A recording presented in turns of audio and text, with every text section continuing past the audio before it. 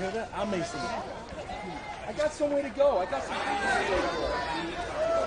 What can't wait, David? What can't wait? I got somewhere to go. It's going to be your death if you don't let me get out of here. AJ Styles' former manager, Mortimer Plumtree, of the traditional wrestling business. Glenn Gilberti. You see, in the past, traditional wrestling characters have been based on fake wrestling gimmicks. Like, for instance, you never see a guy in real life walking down the street with a 2x4 over his shoulder going, oh! Mike Tenay, in the traditional wrestling world, how does a masked guy cash his check? Huh? You see, as director of character development for Sports Entertainment Extreme, I like to base my characters on reality. Tonight, I'd like to introduce you to my first creation.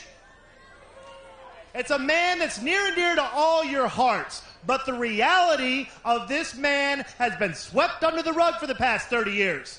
Like the fact that this man was a drug addict, the fact that this man was an adulterer, and the fact that this man died a fat, obese slob. That is the truth.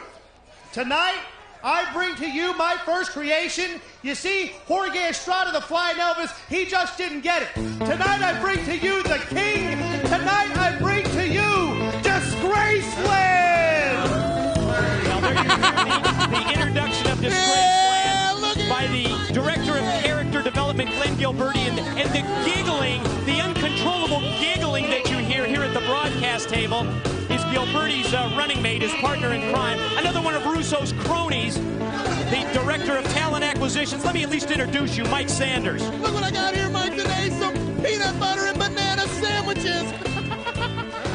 You want one, Don? You don't look like you need one. Let me see, what does this boil down to? You stole the outfit from Jorge Estrada of the Flying Elvises. Peanut butter and banana sandwiches, you gotta love it. And his opponent from 20,000 leagues under the sea, this is Sharkboy. You couldn't recruit Jorge Estrada, so now you came up with this brilliant idea. I'm sure it's you and Gilberti, the brains behind the director of character development, so to speak, for Sports Entertainment Extreme. Fact of the matter is, Mike, today, this is reality. Everybody knows he was a pill-popping fat drunk that died on the toilet trying to crap out all the pills. You know, this is where you have it wrong. Yeah. This is where Russo has it wrong, and certainly where Gilberti has it wrong as well. You can't create stars out of people like this, Disgraceland. It's all part of their personality. I mean, think about it. The best characters in the history of the professional wrestling business just naturally evolve. Nothing like this. Okay, this is Mike, crap. let me straighten this out for you one time. We tried the tradition. We tried the wrestling. We stood toe-to-toe with tradition. We stood toe-to-toe with wrestling. Now it's time to cross over into the mainstream sports entertainment extreme. Russo's vision. Sex, baby, sex! I gotta admit, this is pretty humorous. Don, don't you think, I mean, come on. When you look at that guy, don't you think about the king? Don, would you like a peanut butter banana sandwich? Mike, you could use one to put on some weight. Look, we're crossing over the mainstream with this. Disgraceland is the proper name, though. I'll give it that. Hey, you want a sandwich? Mike, look at it like this. And just so you know, the reality of it is, we came up with a new thing. Hey, Disgraceland. Let me tell you what Vince Russo's all about. He's all about opportunity. Oh, I know what Vince Russo's all about. Hey, Mike, Sports Entertainment Extreme is all about opportunity. And the opportunity we're going to give people is with the new sex idol. Sex idol. Now listen, this is the new concept. It's not like Joe Millionaire. It's not like Fear Factor. It's not like American Idol. It's a reality TV show. We're going to be searching the country with sex idol. Shopping malls, colleges, you name it, Mike. We're going to be there. We're looking for hot chicks. We're going to be looking for guys who think they got good enough talent to be in the ring, like Disgraceland. So I'll tell you what it's not when I see Disgraceland. It's not sports, it's not entertainment, and it's certainly not extreme. How do you think that's not entertainment? Mike, do you think you're entertainment? Come on, Eddie Munster. Do you think you're entertainment? Don, do you think he's entertainment? Well, absolutely. He's my partner. He's the best.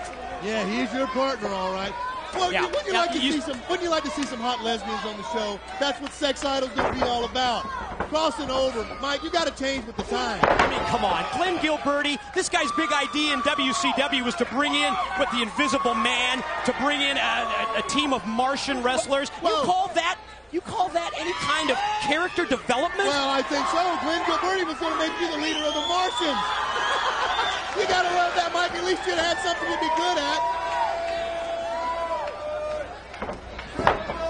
Sharkboy's momentum.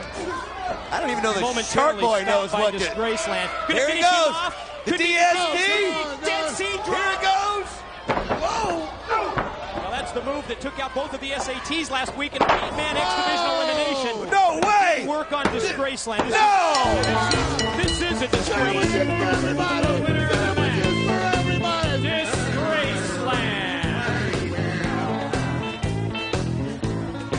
You know, I thought it was pretty funny, Mike, but it was also pretty disgraceful.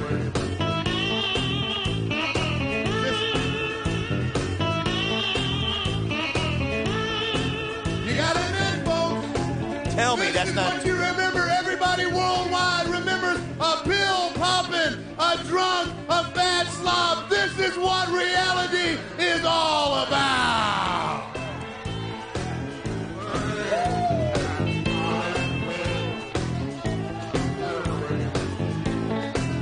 Wait a minute! Oh, check this out. You know he's got a bone to pick! The original fly. Yes! And he just took him down! Airborne! Double clothesline took down Disgraceland and Sanders. Now turns his attention to Gilberti. Oh, buddy, he took that personal, Mike! He obviously took that personal, didn't see any humor in it. As usual, as we've seen here repeatedly for the last several months, if Russo's troops are involved, they're rarely going to be outnumbered, and that's the case here. 3-on-1 beat down on Estrada. Well, hey, whoa, great move there. I'll tell you what, though, Mike, you got to give it to Jorge Estrada for coming out here and making his statement. That was a direct slap in his face. A direct slap. That was a slap in the face of TNA. When you think about the Flying Elvises and the tradition that they've had here.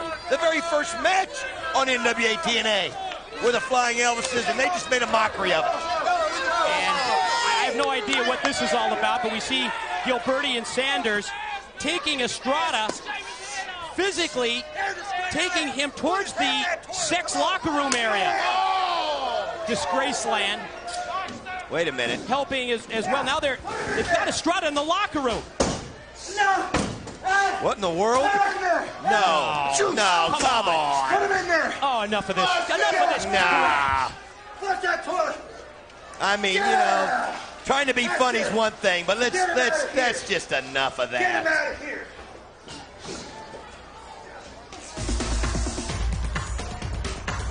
Let's turn our attention to something infinitely more important. Absolutely. Upcoming tonight, the NWA World Title Showdown, the bout that we have been waiting months for, the bout that AJ Styles has been demanding for months. I just don't believe this association. I just don't believe that Styles and Russo finally are together, especially at this time. Anyway, Don, we'll get your comments on that momentarily, but let's take a look at the NWA World's Heavyweight Champion, Jeff Jarrett.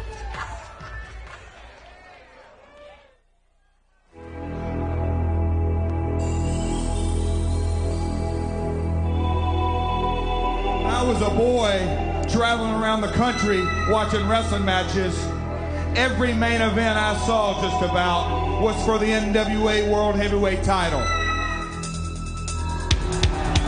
So growing up as a boy, some people went to baseball games and dreamed of being Hank Aaron. Some people went